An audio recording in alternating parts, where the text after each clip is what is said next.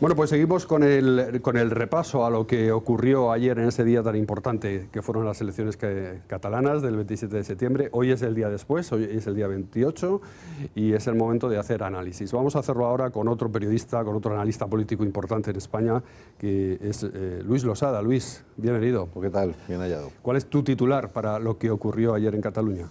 Yo creo que el nacionalismo ganó las elecciones catalanas, pero perdió el plebiscito que habían convocado, si es que era un plebiscito.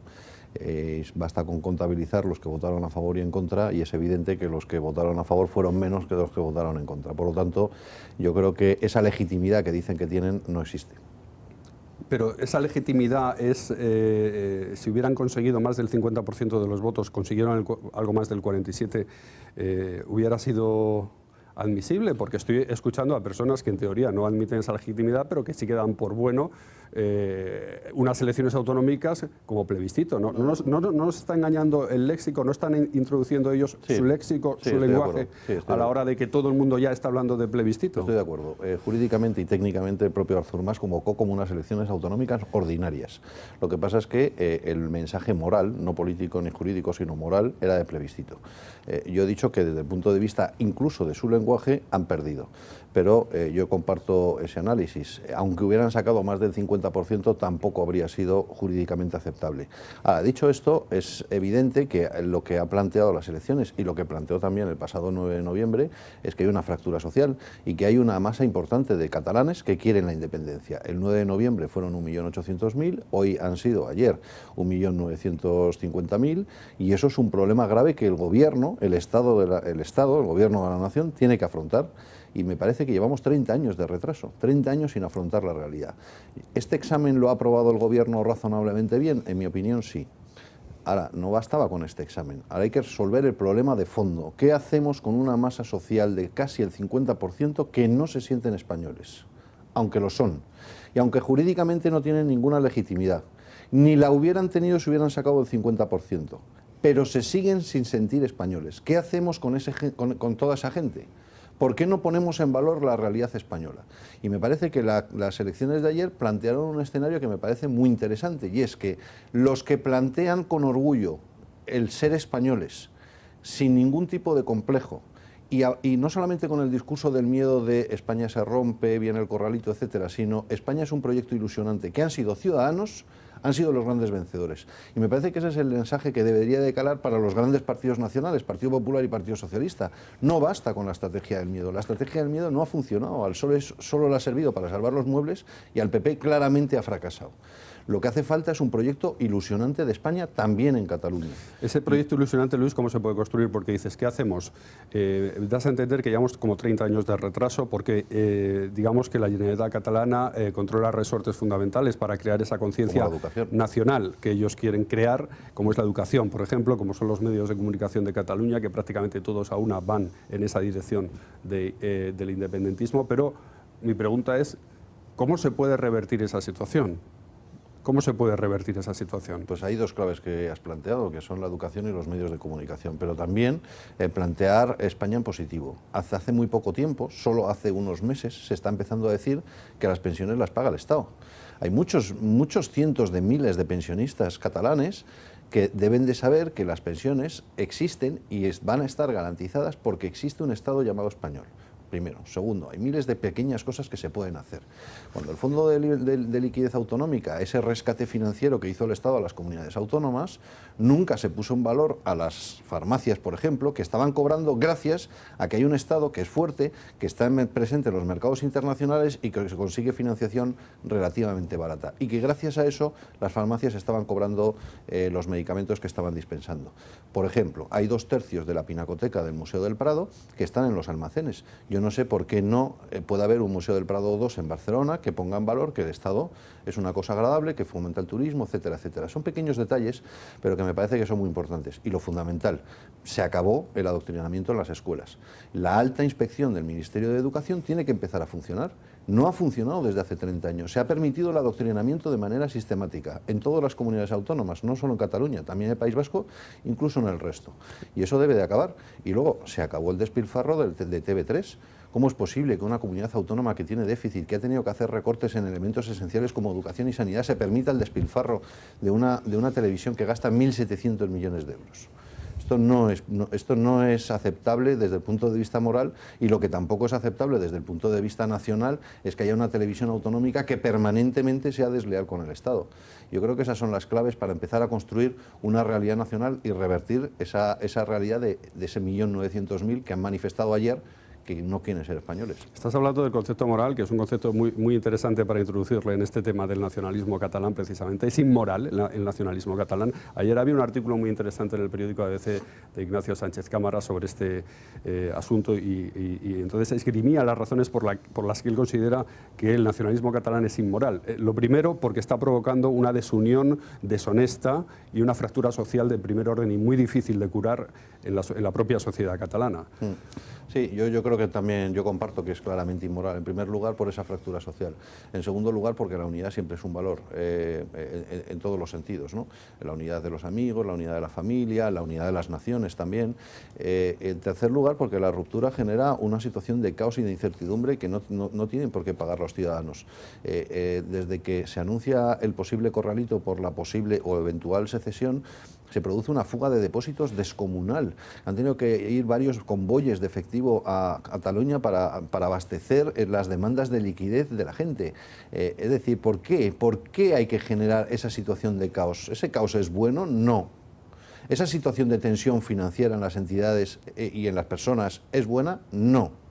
Esa incertidumbre de muchas compañías que están planteándose la posibilidad o la necesidad de tener que salir de Cataluña, que es su tierra, para poder desarrollar su actividad fuera y por lo tanto destruyendo empleo en Cataluña, ¿es bueno para Cataluña? Claramente no.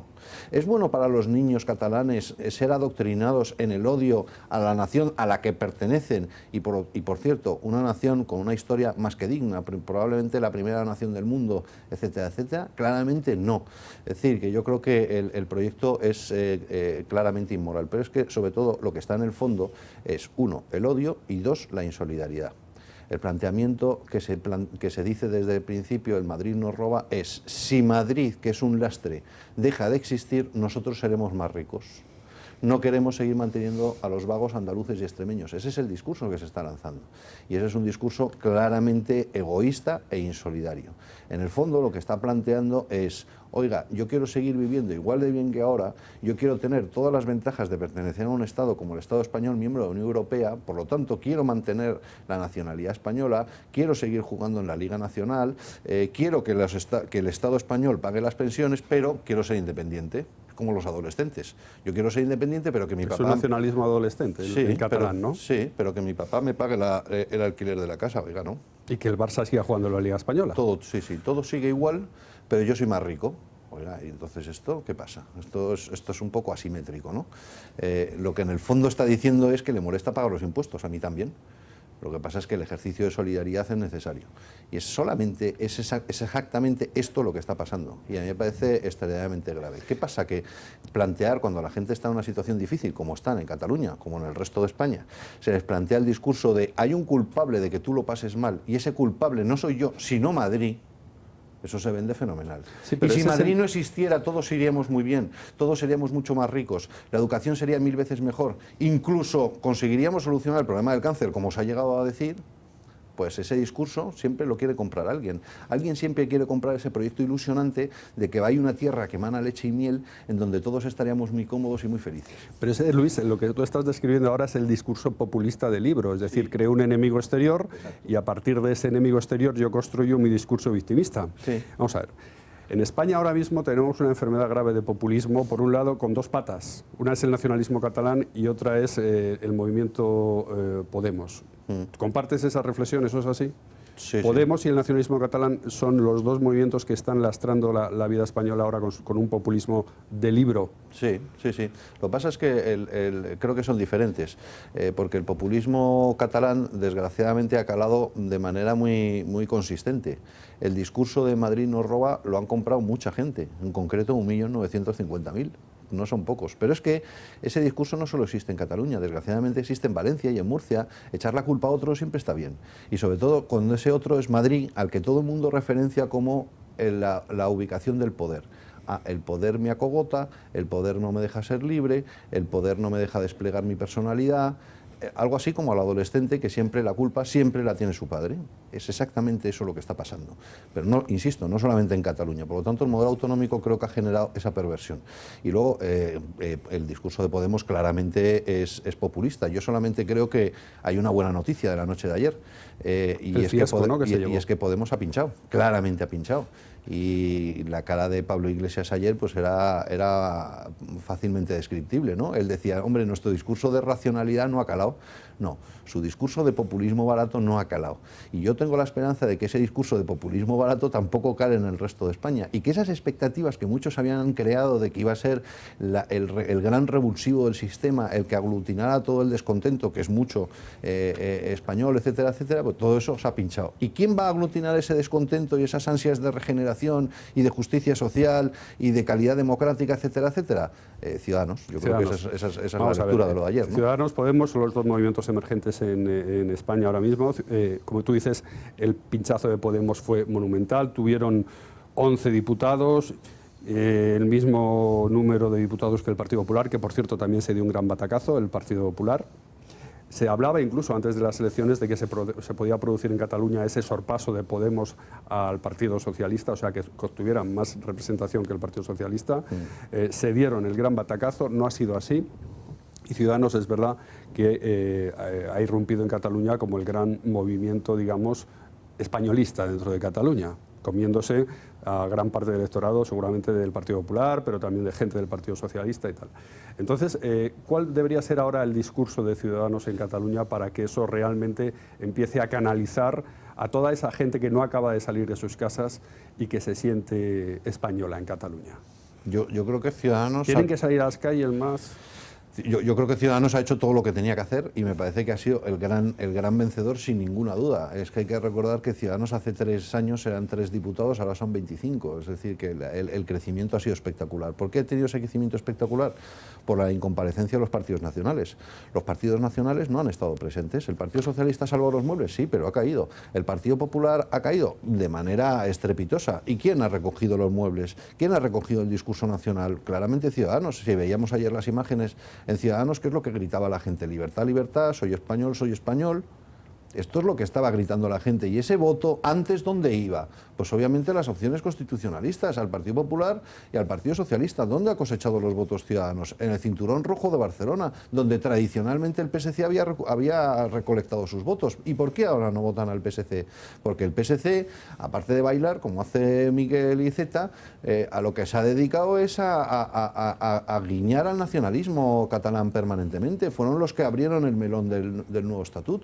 Y eso, la gente que se siente española y catalana, o los que vinieron de otras partes de España y estaban trabajando en Barcelona, no lo sienten como propio y estaban buscando una alternativa. ¿El Partido Popular se la dio? No, desgraciadamente no. Ciudadanos se la ha dado, sí, con un discurso fresco. Y ha sido un discurso de, 1, hay un problema grave que atenaza la libertad que se llama nacionalismo, y 2, hay un proyecto ilusionante, y esto creo que es más importante, hay un proyecto ilusionante en el que es posible vivir en España de una manera, y en Cataluña, de una manera diferente. Y ese es el gran discurso político. Yo creo que, por lo tanto, ¿qué es lo que debe hacer Ciudadanos? Exactamente lo mismo. Pero me parece que la elección no es para Cataluña, sino a nivel nacional.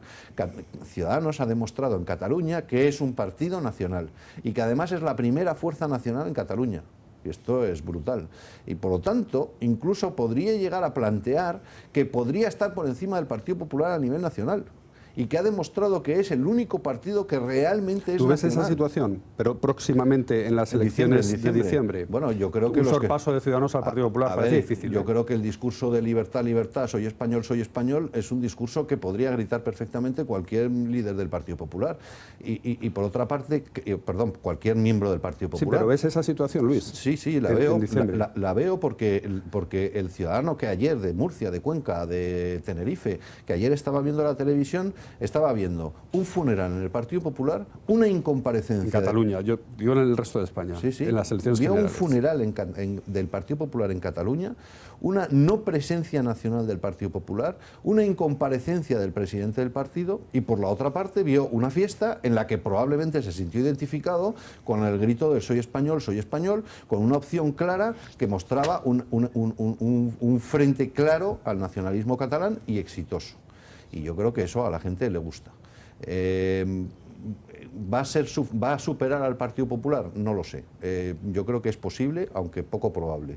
Lo que sí que es seguro, me parece, después de lo que ha ocurrido hoy, es que Ciudadanos va a ser una alternativa muy potente y que si el Partido Popular gana, necesariamente va a tener que contar con Ciudadanos y que Ciudadanos va a tener la llave de la gobernabilidad y, por lo tanto, de la exigencia de los próximos 4 años en España. A ver, el futuro inmediato de Cataluña, ¿ves una imputación próxima además de Artur Mas? De imputación no lo sé, lo que es casi seguro creo es que no va a ser el presidente. Y una declaración de independencia unilateral muy pomposa en el Parlamento catalán. Sí, es posible, pero eso significa cero. Es que yo creo que lo que parece que dice Mariano Rajoy, no en las cámaras, sino por debajo de las cámaras, de que no pasa nada, yo creo que es así, no va a pasar nada. ¿Que va a haber una declaración pomposa? Sí. ¿Y luego qué? ¿Qué? Porque la agencia catalana, la agencia tributaria catalana no la ha conseguido crear. ¿Por qué no la ha conseguido crear? Porque no hay inspectores de Hacienda que quieran dar el salto al abismo. ¿Y está consiguiendo jueces para ese supuesto Estado catalán? No. ¿Y está consiguiendo militares para ese supuesto ejército catalán? No. No tiene nada. ¿Tiene apoyos internacionales? Varoufakis. Ese es el apoyo internacional de Artur Mas. No tiene nada. Por lo tanto, ¿puede hacer una declaración pomposa para salir en los periódicos internacionales que odian a España? Sí. ¿Y eso para qué sirve? Para salir en los periódicos internacionales que odian a España. Absolutamente para nada más. Vamos a hablar, Luis, si quieres, de otros temas también. Pero, perdón, yo creo que lo más relevante es que Artur Mas está muerto políticamente y que no va a ser el presidente. Pues, o sea, le ves, por ejemplo, trabajando en Canadá, ¿no? Que al parecer ya le han ofrecido un puesto allí, la empresa Grifols, sí, ¿no? Es posible, sí. O sea, esto es como lo de Ibarretxe, ¿no? Que arman la Marimorena y luego se van para allá. Exacto. A trabajar en Pero alguna sí que buena son puertas empresa, giratorias, ¿no? Vamos a hablar de otros temas, si te parece, ya de cara, políticos, pero ya con más amplitud de cara a las elecciones generales. ¿Qué crees que va a pasar en diciembre, cuando se celebren esas elecciones? Yo creo que hay quien piensa que va a haber un Frente Popular. Yo creo que eso se ha pinchado desde el día de ayer. La posibilidad de que Podemos tenga una presencia potente, yo creo que ya no existe. La izquierda radical está muy dispersa y además muy desinflada. Y el Partido Socialista sigue siendo una alternativa, a mi juicio, muy vaporosa. Por lo tanto, yo creo que lo más probable es que gane el Partido Popular y que Ciudadanos consiga un resultado muy potente y que Ciudadanos ofrezca la gobernabilidad exigiendo reformas que mejoren la calidad democrática y que produzcan regeneración política. Yo creo que eso va a ser muy bueno para España y también muy bueno para el Partido Popular y para Ciudadanos. ¿Ves un pacto entre el Ciudadanos y el Partido Popular? Yo creo que no hay alternativa y además a Ciudadanos... ¿No podría haber un pacto entre el Ciudadanos y el Partido Socialista? Sí, también podría haberlo. Lo que pasa es que yo creo que Ciudadanos, que siempre ha dicho su discurso, es que garantizan la gobernabilidad. Por lo tanto, me parece que lo suyo, lo lógico, es que apoyen a la lista más votada. Desde el punto de vista de Ciudadanos, creo que no les mancha demasiado. Me refiero a la imagen que podrían tener de ser la marca blanca del Partido Popular, puesto que han apoyado el gobierno de Susana Díez. Por lo tanto, su discurso a la galería es muy claro. Oiga, yo apoyo a quien tiene posibilidad de gobernar. En Andalucía, a Susana Díez, que es el Partido Socialista y es el Partido Socialista pata negra. Y a nivel nacional, ¿quién tiene posibilidad de gobernar? ¿Cuál ha sido la lista más votada? Que creo que va a ser así, el Partido Popular. Bueno, pues ese es el escenario que creo que va a ser más probable y además bastante positivo. Y va a ser Ciudadanos, los naranjas, los que obliguen al Partido Popular a hacer las reformas que no ha querido hacer en esta legislatura con mayoría absoluta. Otro escenario posible es que el Partido Popular se habla de que podría apoyar un gobierno del Partido Popular a cambio de que el investido presidente no sea Mariano Rajoy. Sí, yo creo que es bastante probable con el argumento, y yo creo que eso lo van a comprar incluso dentro del Partido Popular, de que el que dijo aguanta Luis, sé fuerte, no puede ser presidente de gobierno. Yo creo que cuando Pedro J. lanza esa portada y se tira a la piscina y en ese momento no había agua porque alguien le da miedo y da marcha atrás. Pero es evidente que el presidente está tocado y que hay en la sombra de la corrupción o de la sospecha. Y por lo tanto que Ciudadanos va a tomar exigencias y una de esas exigencias va a ser la cabeza de Mariano Rajoy. Y creo que es bastante probable que en el Partido Popular se la regalen. Sobre todo después de lo que ocurrió anoche. Anoche, después de que su partido en Cataluña se mete una debacle electoral y de que necesita, el pueblo español creo que necesita un discurso de Estado como el que hizo Pedro Sánchez, Mariano Rajoy desapareció y lanza a Pablo Casado. Oiga, el pueblo español está necesitando que el presidente salga y diga algo. Ya sé que no era un plebiscito, pero obviamente el ambiente social era de plebiscito. Había ambiente de tensión política y nacional, eso es indiscutible. Y el presidente del gobierno estaba desaparecido. Y yo creo que esa orfandad le va a pasar una enorme factura. Bien, estás diciendo algo que se comenta, la posibilidad de que no sea Mariano Rajoy el próximo presidente del gobierno, aunque ganara el PP las elecciones, porque Ciudadanos, o un hipotético apoyo de Ciudadanos, pusiera esa condición sobre la mesa. Pero claro, aquí se abre ya un abanico de posibilidades. Sí. Soraya Sáenz de Santamaría, Alberto Núñez Feijóo, en caso de que tendría que ir de diputado para que pudiera ser presidente del gobierno. Sí. ¿Quién más? ¿Qué candidatos se podrían presentar ahí? Bueno, el rumor más extendido es el de Soraya, pero yo creo que eso honestamente es indiferente. Yo creo que la gran noticia es que Ciudadanos condiciona la vida política, apoya al Partido Popular, pero con una exigencia muy potente, que es que Mariano Rajoy no sea presidente. Que probablemente, perdón, y salvando las distancias, es algo parecido a lo que va a ocurrir en Barcelona. La CUP es probable que apoye a la candidatura de Junts pel Sí, pero sin Artur Mas. Ustedes sí, pero sin su presidente. Y yo creo que algo parecido va a ocurrir a nivel nacional. Y entonces, quien vaya a ser el segundo creo que es casi indiferente, ¿no? Si vaya a ser Soraya, o Núñez Feijóo, o Alfonso Alonso, no lo sé. El nombre más sonado, desde luego, es el de Soraya Sáenz de Santamaría. En todo caso, todavía quedan 2 meses y medio y además no tenemos casi ni encuestas, o sea que todavía queda bastante. Pero yo creo que es el escenario más probable. Pacto PP y Ciudadanos y exigencia de la cabeza de Mariano Rajoy. Bueno, pues Luis, esperamos contar contigo más veces aquí en El Venezolano TV. Encantado. Ya sabes, www.elvenezolanotv.es, y esperamos que vengas más veces a contarnos y a analizarnos, como tú sabes, la actualidad de España y también del mundo y de otros muchos temas que hoy no te hemos preguntado y que ya te iremos preguntando cuando vengas. Muy bien, un abrazo. Pues esto ha sido lo que ha dado así el análisis sobre lo que ocurrió ayer en las elecciones catalanas. No se vayan porque enseguida volvemos con las principales noticias del día.